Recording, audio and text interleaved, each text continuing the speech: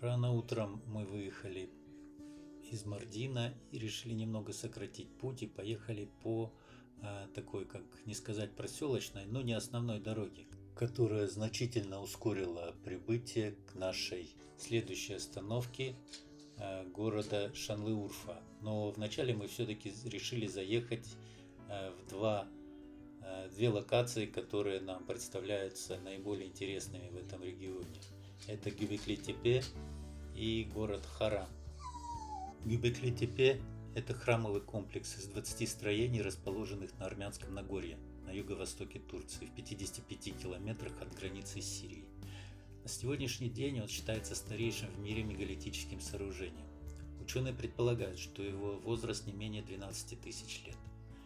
Геомагнитные исследования, проведенные в 2003 году, показали, что Гюбекли-Тепе мог быть построен приблизительно в 9 или 10 тысячелетии до нашей эры. Но кем и для чего? Впервые Гюбекли-Тепе был обследован еще в 1963 году. Однако этой находке не придали должного значения, ведь большая часть комплекса была скрыта под 15-метровой толщей холма.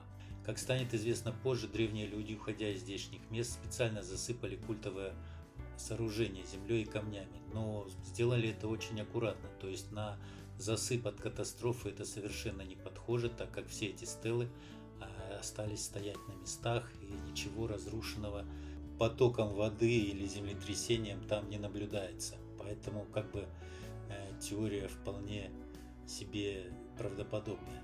Раскопан, и то почти раскопан, только один холм из окружающих.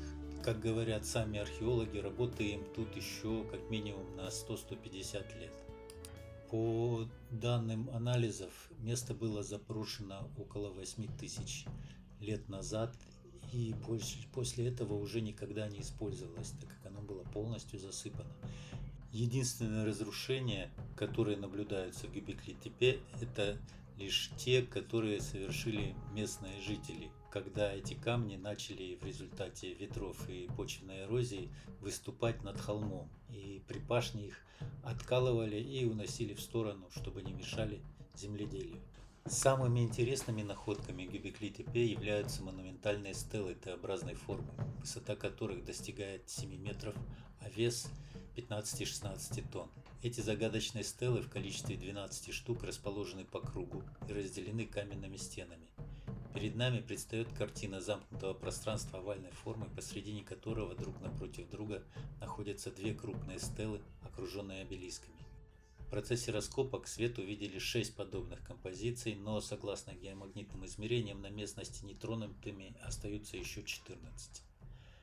На большинстве обелисков изображены люди, животные или абстрактные символы. Рельефные изображения на камнях фактически выполнены в формате 3D. Это не только пример уникальной работы того времени, но также самые ранние рельефы, высеченные в камне.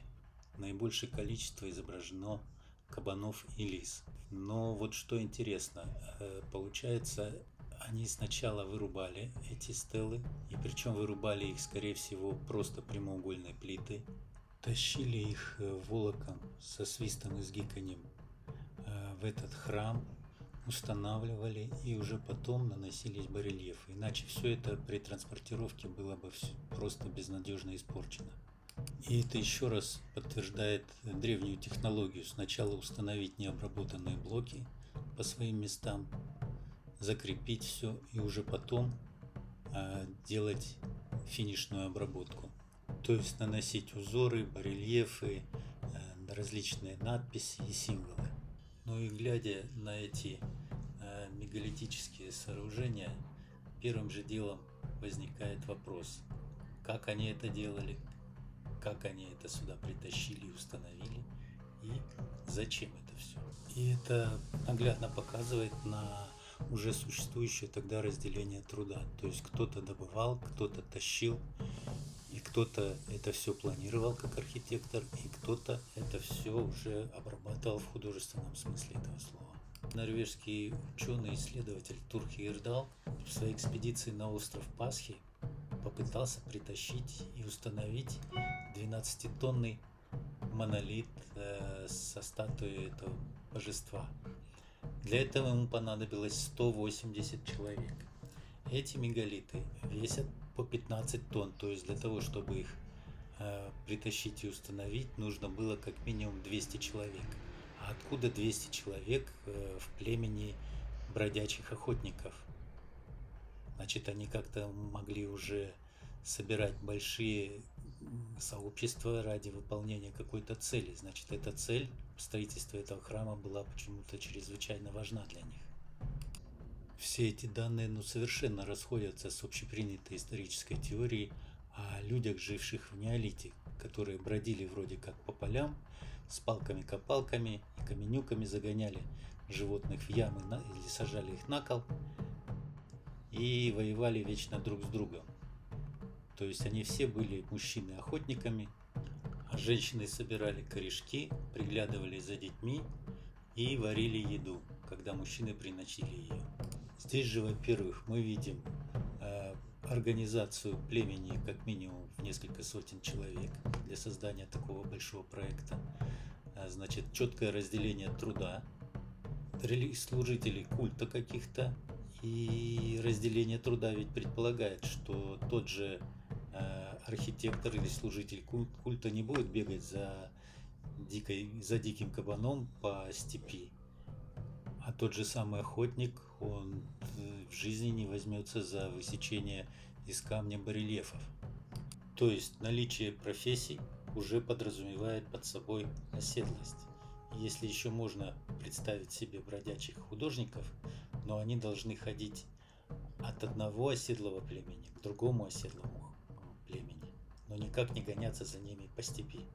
То есть обнаружение Göbekli Tepe в корне перевернуло представление о структуре древних неолитических обществ.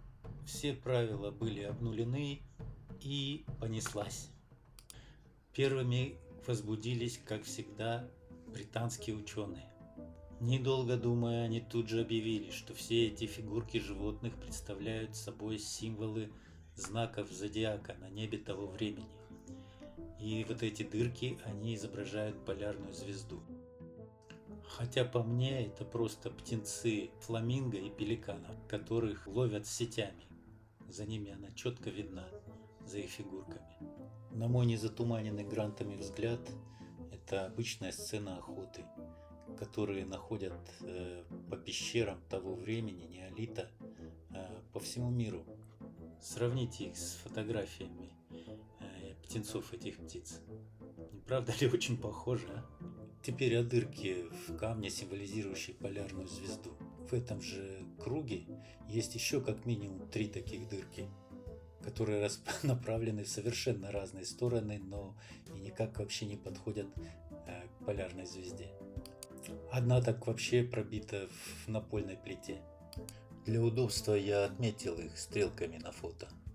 Могу предложить лайфхак для британских ученых. Можно сесть на всю ночь напротив какой-либо из этих 4 дырок и смотреть через нее на звездное небо. Рано или поздно туда попадет какая-нибудь крупная звезда или планета, и можно смело делать открытие, заявив, что дырка специально пробита, чтобы наблюдать какое-либо светило в 2:35 по Гринвичу. Именно так поступили итальянские ученые, которые сказали, что если сесть напротив вот этих 2 мегалитов, то в день весеннего равноденствия где-то между ними должен взойти Сириус.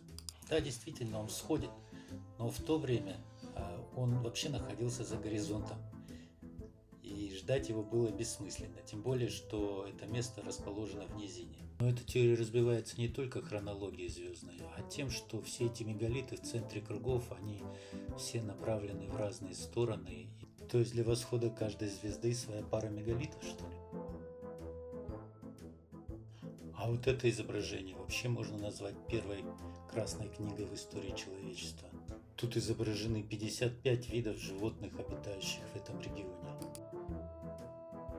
Но наши ученые на этой стеле увидели прообраз египетского Картуша. И на голубом глазу говорят, что жители Göbekli-Tepe были праотцами египетской цивилизации. И остались в долгу и немецкие ученые, которые увидели в этих изображениях грифа, играющие человеческим черепом, также кучу мертвых животных, что свидетельствует о какой-то вселенской катастрофе. Но как же животные могли погибнуть по любой причине, а вот я там увидел забытые инопланетянами гантели. Очень меня повеселило изображение в музее Шен-Лурфы, как древние люди якобы вырубали эти Т-образные стелы.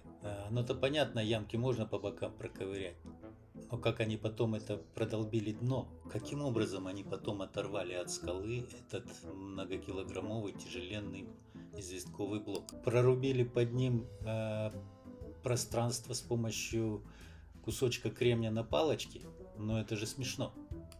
Не менее меня повеселил способ транспортировки этих блоков 15-тонных на деревянных катках. Чтобы этот блок катился ровно, катки должны быть одинаковые, не конусообразные, ровные.